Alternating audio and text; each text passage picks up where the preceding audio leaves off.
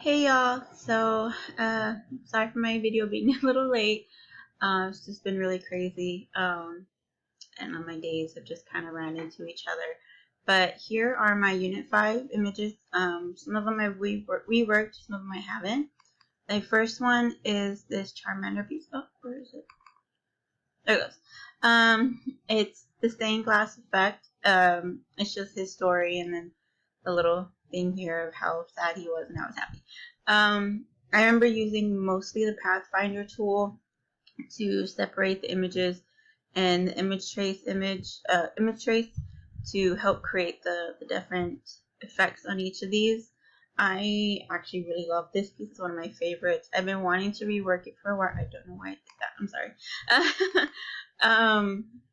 I've been wanting to rework it, but every time I look at it, I wouldn't know what to fix or what needs to be fixing. But if you have any thoughts, I would love to hear it. My next one is this high contrast piece.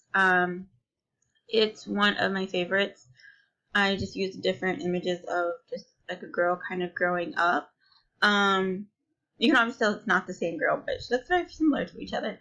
And it's just her traveling through life and her journey through life and finding her way. You can see here in her other images, she doesn't exactly seem happy with who she is.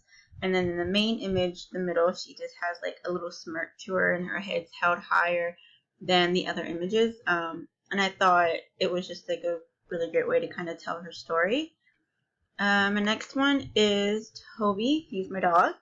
It's just him at the park. It's the carving tool, and I really loved it. And I thought, since my dog is a runner and he loves getting into messes, he leaves his paw print everywhere. And I thought it was a really good way to put a paw print underneath him versus maybe like a bone or something. Just to show, the impact on the grass that he does make when he's running around. Because I always say he has a gallop versus just a regular walk, just because when he runs really hard. My last piece is the sunflower. This was actually an assignment for the vectors class in the first semester. We use mostly the image copy and rotate tool for this one, and as you can see, it's just mostly the rotating to create the frame and the sunflower. I was so happy with this piece. I ended up getting 100 on it, which I was very happy with.